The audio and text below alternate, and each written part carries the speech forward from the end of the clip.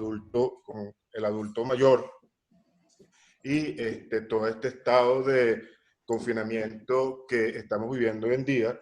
Y me pareció interesante hablar sobre tal vez la segunda causa de morbilidad y de mortalidad foránea con respecto al adulto mayor por encima de los 65 años.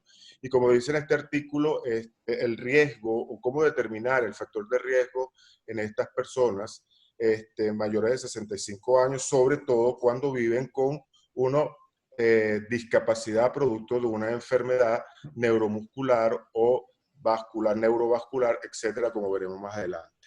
El objetivo de este paper es revisar los instrumentos y los métodos de evaluación en el riesgo de caída en adulto mayor de alto riesgo, sobre todo cuando se vive con una determinada patología, y cuáles son los programas de prevención que se utilizan con el fin de disminuir o garantizar disminuir el riesgo de caída y garantizar una calidad de vida, entendiendo el bienestar como mejorar los niveles de salud y, por ende, su autonomía e independencia. Próximo, Eduardo. Vamos a tener un delay porque no quiso leer mi presentación la computadora.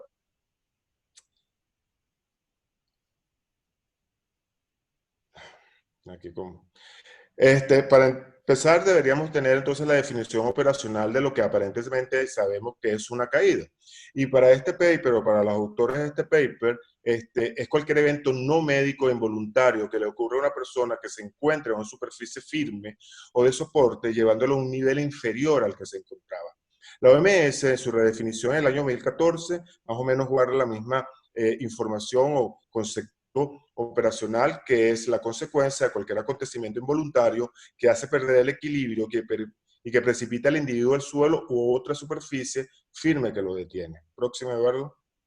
Como veremos, no hay una diferencia entre la definición operacional utilizada por los autores del paper y lo que en el 2014 ya la OMS estableció como parámetro operacional. Entre las justificaciones que de alguna manera el paper lo clarifica y que utilizamos la razón por la cual decidimos este paper, es que es el aumento, como dijimos al principio, el aumento de la mortalidad en mayores de 65 años es por caídas. En Venezuela, el último censo que tenemos con respecto a la población mayor de 65 años fue realizada en el 2011, donde teníamos aproximadamente un porcentaje poblacional de aproximadamente un 15% de personas por encima de los 65 años. No tenemos un censo más actualizado, solamente ese de hace 9 años atrás. De ellos, 1 de cada 5 sobrevivientes va a presentar una lesión de importancia. En la encuesta SABE del 2001, que es una encuesta realizada en el Caribe y en Latinoamérica, aproximadamente de estas personas, del 1 al 2% eran fracturas de cadera, del 3 al 5% son fracturas de muñeca y de miembro superior, y un 50% eran contusiones de diferente intensidad que muchas veces ni siquiera eran reportadas como un accidente de importancia o no eran evaluadas por ningún médico. Todo esto implica incremento de los costos de salud en general y que estaba muchas veces asociado a comorbilidades asociadas, es decir, hipertensión arterial o enfermedad cardiovascular, enfermedad metabólica donde lideriza en la diabetes, la discapacidad visual, problemas de tipo osteodegenerativo u osteoarticulares, osteoporosis, etc. Pero en los adultos, y ese era el objetivo de este paper, en los adultos con situación de riesgo, que eran aquellos que vivían con, por ejemplo, deterioro cognitivo, con esclerosis múltiple, con enfermedad de Parkinson, con enfermedad cerebrovascular o con enfermedad mental de otro índole tipo Alzheimer, o enfermedades generativas tipos de demencia, la proporción de caídas en esta población era mucho mayor que si consideramos en general a la población que estamos en estudio. La próxima.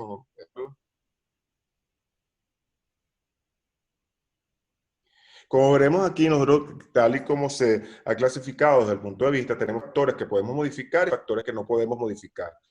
Factores internos propios de la persona y factores externos que van a depender, como veremos al final, del medio ambiente y de la participación de la persona. Generalmente el mayor riesgo son mujeres caucásicas por encima de otro grupo, de otra etnia, La característica de la polifarmacia es muy significativa y historia previa de caídas. Una persona que ha sufrido una caída seguramente va a sufrir una o dos caídas en el transcurso del próximo año. En cuanto a los medio ambiente, como veremos anteriormente, sobre todo el sedentarismo y la actividad física o la inactividad física de estas personas que en la medida que van progresando en edad tienden a hacerse más sedentarias, y mucho de eso pues, está calificado desde el punto de vista de miedo a la caída. Generalmente un paciente por encima de los 70 años comienza a tener una cinesofobia o miedo a sufrir alguna caída, porque sabe que una caída puede representar un problema de salud grave tanto para la persona en sí como para su grupo familiar, indudablemente, con todos los gastos que esto acarrea. Y por eso un poco de hablar en este momento de que estamos viviendo, porque si bien vivimos un momento de confinamiento, las personas por encima de cualquier edad comienzan a tener algún tipo de actividad, pero dentro de un círculo cerrado, sedentarismo, que favorece en estas personas un pobre balance, un pobre integración en sus actividades de vida diaria. Nosotros no vemos en nuestro país tanto confinamiento en instituciones, institucionalismo de pacientes, pero si vemos lo que ocurre en otros países, muchos de los problemas que tuvimos o que tenemos con pacientes que presentaron COVID-19 estaban en estado de institucionalización. Próxima, Eduardo.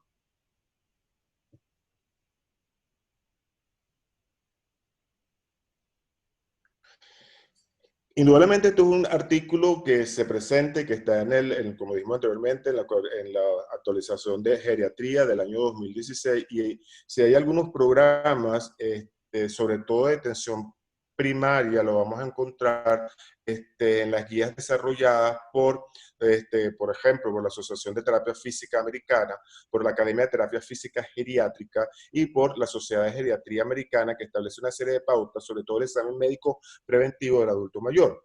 Este examen médico preventivo del adulto mayor tiene denominadores comunes que son más de funcionalidad, marcha y estado mental, que busca determinar, cuantificar y cualificar fuerza muscular, balance, marcha, actitud. Próxima, actitud frente al ejercicio, frente al movimiento. Próxima, Eduardo.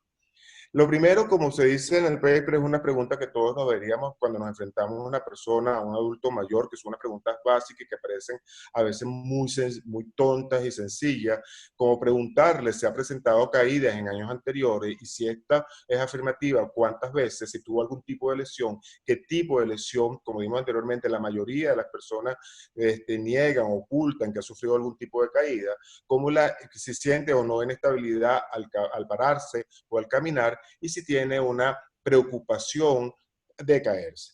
Si esto es así, o sea, si todas estas preguntas básicas en el anamnesis nos resultan positivas, esto nos lleva a una serie de pruebas específicas que todos nosotros deberíamos tener el entrenamiento para realizarlas y evaluar, como decía anteriormente, establecido el balance, la marcha, la estabilidad, la fuerza muscular y la actitud frente a la actividad física. Próxima, Eduardo.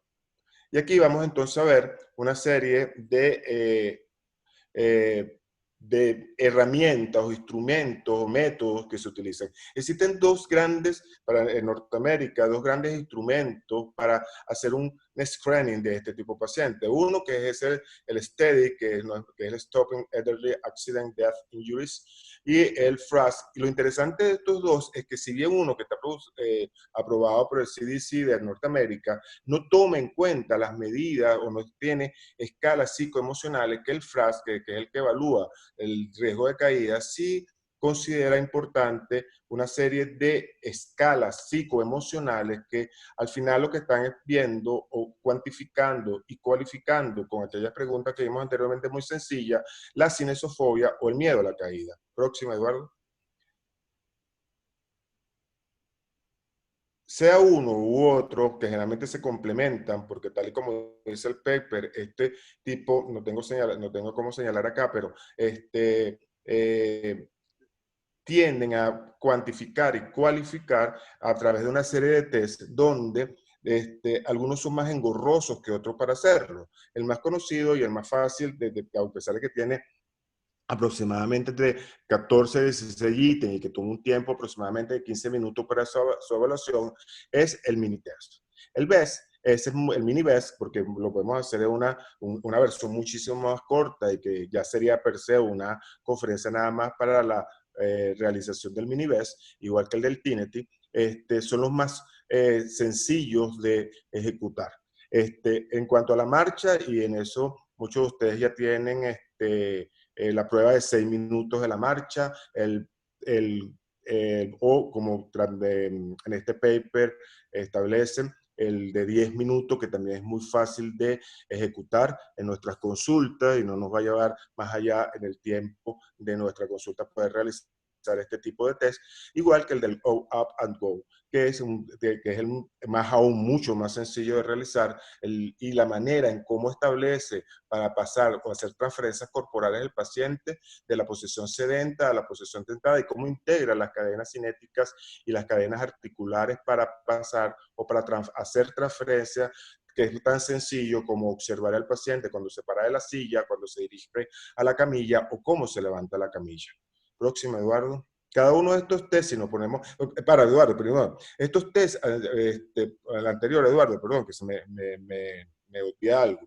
Estos test han sido, como decía, el objetivo principal, ha sido en poblaciones de alto riesgo, en algunos de ellos ya han sido valorizados, pero no están de todo hecho actualizados en pacientes de alto riesgo, como estábamos hablando anteriormente, enfermedad de Parkinson, enfermedad cerebrovascular, en esclerosis múltiple, y en pacientes con trastornos de memoria. Paralelamente a estos test, debemos hacer, por ejemplo, el más sencillo y el cognitivo que podemos también hacer en nuestro consultorio, que nos lleva más allá de 6 minutos de hacerlo, es un test de MoCA, que es el test de cognitivo de Montreal, que se puede bajar libremente por cualquiera en internet, para que lo que está buscando es memoria abstracta y memoria práctica, tanto anterógrada y de conexión como la retrógrada en este tipo de pacientes. Y es un test bien interesante y de sencilla ejecución. Ahora sí, Eduardo. También existen otra serie de herramientas mucho más sofisticadas, si ustedes quieren, y que cuesta más de ejecutar, como puede ser la fotografía dinámica y estática, que si bien la ventaja que tiene es que puede ser repetida y cuantificada, los trabajos costos-beneficios no van a favor de realizar este tipo de pruebas, o sea, sino en poblaciones, en pacientes muy específicos, ya debido a su alta sensibilidad de ejecución de resultados, pero si bien se evalúa la característica de postura, tanto dinámica como estática, no necesariamente está relacionada con aquellos acontecimientos que favorecen la caída. Y tal vez sea uno de sus puntos débiles en la utilización de estas determinaciones electrónicas que hasta ahorita se han desarrollado. Hoy en día también, gracias a la aparición de las aplicaciones y teléfonos inteligentes, existe una serie de posturógrafos, de estudios de balance y de manera de que el mismo paciente pueda determinar a través de estas aplicaciones una serie de manera de cuantificar y cualificar sus factores de riesgo. El más conocido para este paper y aprobado por la FDA es el Sweet Balance. Siguiente, Eduardo. Y cuando una vez que hemos utilizado tanto la anamnesis como las pruebas de evaluación de balance, fuerza muscular, equilibrio, integración de memoria, que las actividades indudablemente cerrado en nuestro círculo del consultorio, pero que nos permite hacer una proyección en las actividades de vida diaria, las intervenciones deben ser multifactoriales. Y estas intervenciones multifactoriales, como verán en la próxima, Eduardo, como verán en la próxima diapositiva, van a ser, tienen varias programas en Estados Unidos, unos más fáciles, otros más difíciles de realizar, como por ejemplo, en lo personal, trabajar con pacientes por encima de los 65 años, en la parte de hacer Tai Chi Chuan o Qigong, o pacientes con algún tipo de actividad de equilibrio y balance. Hay algunos municipios de nuestro país que tienen algunos programas, aunque de una manera aleatoria y no planificado ni cuantificado, ni tampoco tenemos manera de saber si estas personas han sido evaluadas antes de ser incorporadas a un programa tal y como lo establece en este paper. Hay varios programas, como verán aquí, y todos estos programas tienen una duración promedio aproximadamente entre 4 a 8 semanas, unos más sofisticados que otros, todos integrados en cuanto a lo que dijimos anteriormente: balance, coordinación, fuerza muscular, equilibrio. Y lo interesante de estos programas es que aún en personas que tienen trastornos de memoria inmediata, hay herramientas interesantes de ejecutar para llevarlos a cabo en este programa de prevención, lo que nos parece a veces un poco como paradójico, es decir, bueno, si tengo problemas de memoria, ¿cómo? Y son programas que tienen que funcionar a nivel de repetición de movimientos coordinados que el paciente imita y que el paciente ejecuta y que le da una mejor estabilidad y balance. Indudablemente este tipo de pacientes tienen un seguimiento muchísimo más cerrado en el trayecto de la implementación del programa y del control del programa. Estos programas, el paciente que entra al programa debe ser evaluado periódicamente, cada 2 semanas, cada 2 a 3 semanas, con los parámetros que ya hemos citado anteriormente, para ver cuál es la efectividad del programa, la sensibilización del programa y por ende la incorporación de esa cooperación del paciente en el programa que se elige. Como dije anteriormente, uno de los que más nosotros siempre hablamos es la incorporación de estos pacientes a hacer Tai Chi o Qigong, pero ya el programa no es que uno le sugiera al paciente que haga este tipo de actividad, sino que hay un programa establecido y un seguimiento con respecto a los movimientos que se hacen, que son diferentes a los sanas que se hacen en yoga, por ejemplo, y es un programa de implementación. Generalmente en Latinoamérica, los chilenos y los cubanos con la escuela de abuelos tienen programas de incorporación en personas por encima de los 65 años, en programas de reeducación de balance, fuerza muscular y equilibrio. Próximo, Eduardo. Esto me lleva ya es una parte mía, después de haber leído el paper, a lo que siempre, ustedes saben que yo he sido maniático o obsesivo con respecto a lo que tiene que ver con nuestra herramienta principal, como es la CIF. Y si nosotros hacemos, que es un ejercicio que yo me hago a partir del paper que estamos discutiendo, es el nivel de la condición de salud, o sea, el riesgo de caída, y cómo la CIF nos permite a nosotros, y con los diferentes parámetros que evaluamos. Próxima, Eduardo, como es la participación de la calidad de vida, la función de la estructura, como vimos uno de las primeras que se presentaron en el paper sobre factores intrínsecos y extrínsecos. Y para mí, cuando uno hace el programa de rehabilitación médica, donde incluimos entonces la parte de terapia física, de terapia ocupacional, etcétera, las herramientas que tenemos a mano. Y los predictores, partiendo de la CIF, tenemos entonces todo, como vimos, y es mi resumen y mi conclusión con respecto a este paper: los factores personales, los factores ambientales, las funciones y estructuras que debemos evaluar en esta población, sea de alto o que no tenga ninguna patología asociada, y la participación y los niveles de calidad de vida en sus diferentes parámetros. Entonces, si nosotros hacemos con todo lo que vemos en el paper, vemos que hay factores personales como la edad, el sexo, los hábitos de actividades de vida diaria, el patrón de sueño, la arquitectura del sueño, el estado cognitivo del paciente, la actividad física, los niveles de actividad física, la capacidad visual, auditiva y sensorial, si hay trastornos vestibulares y propioceptivos, comorbilidades. Luego tenemos los factores ambientales, de dónde estamos trabajando con este paciente, la característica de su hogar, cuáles son las zonas, si tiene zonas o zonas de recreo cerca o no, los medios de transporte necesarios, etcétera. Las funciones que ya hemos hablado ya, que se han determinado, que son las pruebas físicas que hacemos, que tenemos toda esa serie de test que ya hemos mencionado, ya sea el Minibest, o ya sea el TINETI, o ya sea el MOCA, etcétera. Y eso nos permite a nosotros desarrollar actividades de participación, que pueden ser intradomiciliarias y extradomiciliarias, que incluye la participación ciudadana y la participación comunitaria y la participación individual y la participación familiar. E indudablemente en un marco ideal de una serie de políticas públicas que garantizara la calidad de vida y la integración de las personas pues, del adulto mayor, sobre todo no verlo desde el punto de vista de que el adulto mayor tiene altas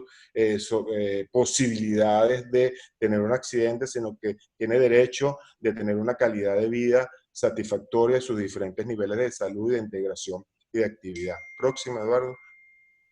Y eso nos lleva a la conclusión de que indudablemente, como dicen los autores del paper, las caídas son un problema de salud pública en el adulto mayor y que es importante evaluar no solamente la característica o la semiología del individuo, sino que hay que verlo desde todos los puntos de vista, tanto desde el punto de vista personal, del punto de vista ambiental, es el concepto que de verlo de una manera holística para de esta manera establecer realmente un checklist de cuáles son los factores que tiene la persona en cuestión, desde el individuo, para llevarlo a la participación en la integración familiar y social, que las escalas no son de difícil ejecución para realizarlas, que es una cuestión de práctica y de incorporarlas en nuestras actividades de vida diaria y que vienen desde la observación hasta la ejecución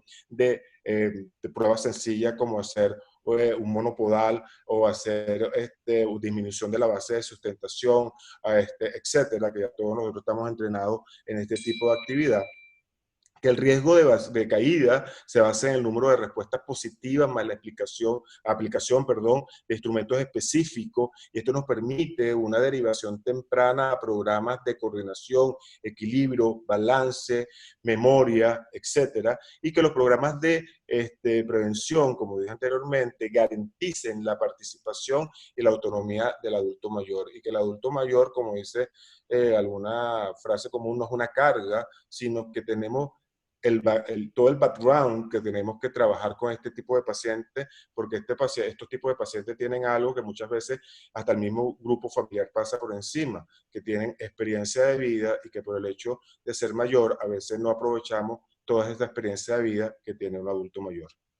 A mí siempre me gusta, próximo Eduardo, terminar mi conferencia con esta frase de una colega argentina que todos conocen, que es la doctora Mate, que el concepto de funcionalidad es el resultado de la atención, es la verdadera esencia de nuestro acto médico.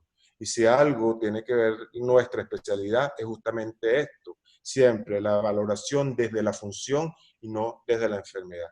Muchísimas gracias, de verdad, por permitirme intercambiar con ustedes estas ideas. Y bueno, se abre el debate y las opiniones de cada uno de ustedes con su experiencia y todo lo que cada uno de ustedes pueda compartir con nosotros. Gracias.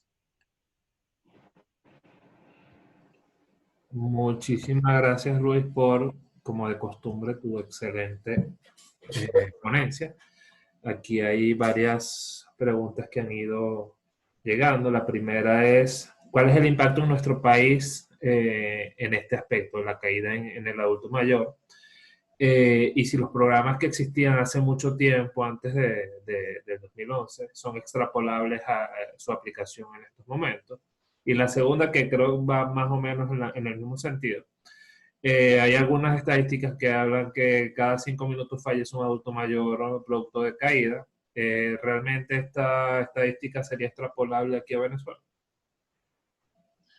El último censo que tenemos, como le dije anteriormente, es el 2011, que tenemos una población de aproximadamente, como dijimos anteriormente, un 10 o 12% de adultos por encima de 65 años.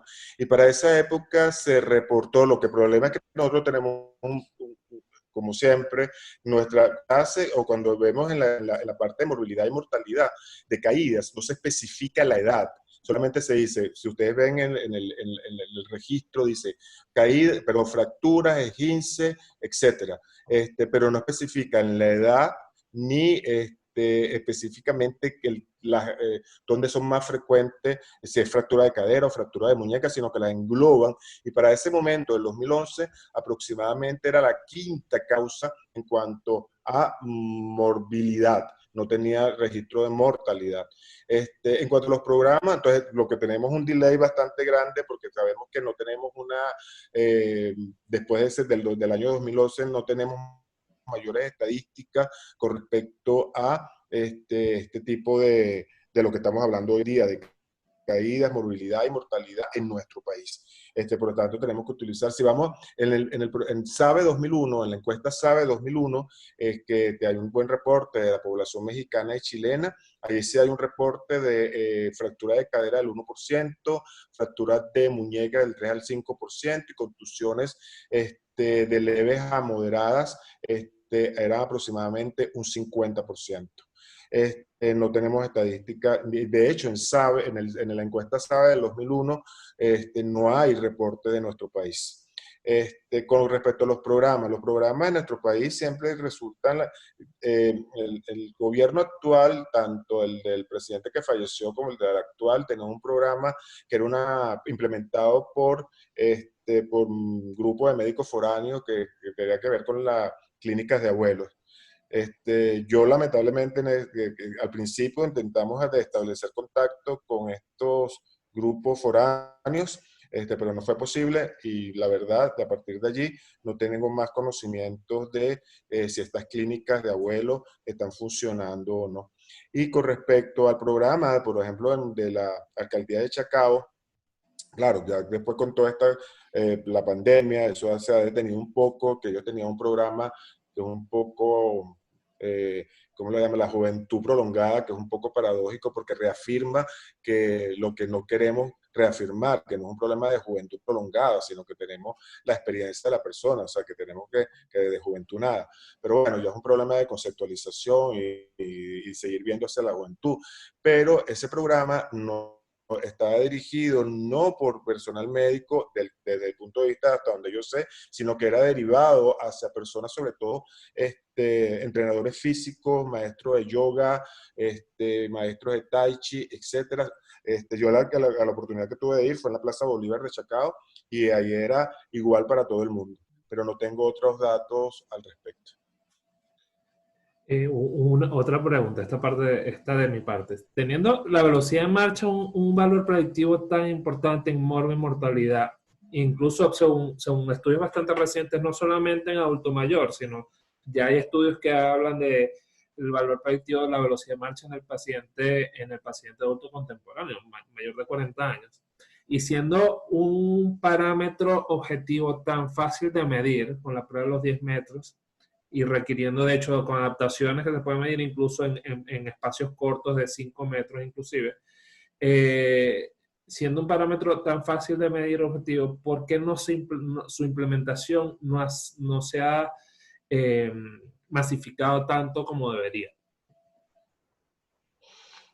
Yo creo que ahí nos llevaría a lo que tenía que ver con la formación de nosotros como médicos fisiatras. Vuelvo e insisto en la parte de la funcionalidad. Es una prueba de funcionalidad, igual que la dinamometría, que nos permite a nosotros también, hay unos trabajos bien interesantes de dinamometría y la fuerza de presión de puño. Todos deberíamos tener un dinamómetro, por ejemplo, en todos los pacientes, y que no tiene que ver con el adulto mayor, aún en pacientes jóvenes o en pacientes deportistas, utilizar el dinamómetro para ver, y eso nos da un valor predictivo con respecto a fuerza muscular y programas de entrenamiento. Yo estoy de acuerdo completamente contigo. Yo la verdad, en mi formación como médico fisiatra, y este tipo de pruebas siempre se le delegamos. De hecho, este papers está hecho por fisioterapeutas, entonces tendemos a delegarlo al fisioterapeuta, cuando nosotros en nuestra consulta pues ya podríamos hacer, como bien dices tú, un mini best, que ya no hace los 12 ítems del mini best, y es sencillamente como poner las manos delante del paciente y que te haga presión y soltarlo bruscamente delante de ti y ver cuál es la respuesta de la acción y reacción para mantener el equilibrio. Son pruebas muy sencillas que podemos realizar en el consultorio. Igual, cuando uno le solicita a la persona, levántese de la silla, ver cómo hace esta persona, y generalmente lo hace poniendo la palanca en la cadena posterior de extensión, pero sacrificando la fuerza muscular. Entonces, esas son cosas que nos deberían entrenar. Yo estoy de acuerdo contigo en nuestra formación. Y un MOCA, yo aprendí un MOCA con la gente de Sinapsis, que hice una preparación para MOCA, para detención temprana de problemas de memoria. Y Sinapsis a veces abre cursos, que ahí donde yo entré afortunadamente gratis, porque hacen cursos más de entrenamiento que es pago, en castellano, y que uno es nada más, uno puede tener el test en el móvil, sencillamente, déjame ver, dame un minuto, que es un test muy sencillo de uso. ¿Dónde está mi archivo? Aquí. No sé si se va a poder ver, pero no sé si se ve, creo que no. ¿Dónde está? Es un test muy sencillo esto es el MoCA, ¿ok? Que es el reconocimiento de la figura, hacer un reloj. De hecho, está la chuleta abajo porque le decimos al paciente vaya contando 100 menos 6, menos 6, menos 6, en qué se parece un ferrocarril a una bicicleta. Son pruebas muy sencillas que nuestro interrogatorio, claro, a mí no se me olvidará con el 2018 el doctor Armando Vázquez nos invitó a la doctora Pulido y a mí a una cuestión de Zika, que era un médico norteamericano que decía que aquello que estamos proponiendo nosotros con respecto a la evaluación del paciente, y estamos hablando de Zika, no se podía hacer en Estados Unidos. En Estados Unidos no puedes tener un paciente mayor de 15 minutos en consulta. Ya sabemos que el sistema norteamericano es diferente. Yo cuando estuve en España era más o menos igual. Teníamos que ver pacientes cada 10 minutos, ni siquiera se desviste al paciente. De pronto, la practicidad de este tipo de pruebas,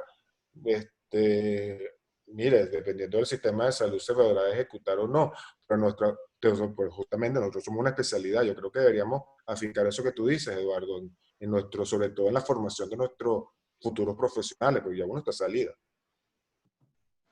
Bueno, yo en particular desde hace cerca de 10 años en la clínica de espasticidad en el Instituto Nacional ya hacía en forma regular y protocolizada la medición de la prueba de los 10 metros, el Time Open Go Test y la prueba de los 6 minutos, que actualmente seguimos utilizando no solamente en el paciente neurológico, sino en paciente adulto mayor, paciente con Parkinson, y cualquier paciente con algún tipo de trastorno de marcha o inclusive pacientes con desacondicionamiento físico generalizado, donde ahora lo hemos complementado también con dinamometría, con un dinamómetro digital y monitorización, medición de frecuencia cardíaca, tensión arterial, oximetría de pulso, etcétera. Pero creo que eso es algo esencial en nuestra especialidad, objetivizar nuestra evaluación funcional. Es decir, no solamente que sea funcional, sino que sea una evaluación objetiva y repetible en el tiempo. La doctora Alia Domínguez hace el comentario que hay que tomar, hay, hay que hacer uso de escalas funcionales prácticas y reproducibles. El TOC, Canetti, marcha 6 minutos, son fundamentales en pacientes con trastorno de marcha, neurológico, respiratorio, sarcopenia, fragilidad, etcétera, y muy útiles para evaluar función, sobre todo evaluar el resultado del tratamiento y el abordaje terapéutico en nuestro caso. Sí, la idea acaba de dar un punto interesante, porque esas son escalas funcionales que son reproducibles y que son de muy fácil, o sea, te da una cuantificación que no es nada más desde el punto de vista de lo que me dice el paciente, lo que me refiere el paciente, sino que pues, lo puedes repetir y es, y es lo que te permite, una vez que el paciente asiste a tu control, ver lo que ha mejorado con la implementación de un programa de coordinación, equilibrio, sea intra unidad, o si lo hemos ya dirigido o coordinado hacia un programa extra unidad. Entonces son pruebas que son fundamentales, como dice Alida, y de sencilla ejecución, son muy sencillas de ejecutar. Y como dice Ana María con respecto al mini test, el mini test es pasa que yo te tengo que conocer, Ana María, que después que yo me entrené en Moca, me enamoré del Moca y era mucho más rápido y mucho más amigable que el mini test, ¿sabes? El mini mental, perdón. Entonces, pero los dos son válidos. De hecho, la mayoría de los trabajos que tú vas a conseguir de memoria están hechos más con mini mental que con el Moca, ¿sabes? Pero debo de reconocer que el MoCA, yo que le pongo el MoCA, que he tenido últimamente pacientes por encima de 70 años, el diagnóstico precoz y que dirige, y lamentablemente a veces tiene respuesta cuando el paciente te confunde el camello con cualquier otro animal, y cuando es interesantísimo practicar el MoCA, y que no solamente sirve para solamente evaluar delirium, que también es verdad, pero sirve también para pruebas más sencillas como para trastornos de memoria, que es que se olvidan las cosas y podemos realmente, como decía Lida, cuantificar esos aparentes de que se me olvidan la cosa y que se la vamos a echar la culpa nada más a la edad. Bueno, nos queda un minuto. Voy a leer el comentario del doctor Edgar Gómez sobre el trabajo de grado de la doctora Ana María Garoto, lo que fue en relación a este tipo de actividades en el Club de Abuelos del Geriátrico de Caricuao, donde nuestro querido y recordado doctor Antonio Isea hacía énfasis en el baile cuerpo a cuerpo, porque cualquiera de nosotros echa un pie. Mejora sustantivamente todos los órganos de los sentidos y se hace más fácil. No así el tai chi, el chinku y el asana de yoga, que no son de nuestra cultura y se nos hace algo más difícil. Por lo que invito a realizar este trabajo y continuar poniéndolo en práctica en nuestras estadísticas. Bueno, ya queda menos de un minuto. Agradecidos a todos por su participación. Agradecidísimo, Luis, por contribuir en esta actividad. Y los invitamos a que estén pendientes de la programación de las próximas actividades de la sociedad.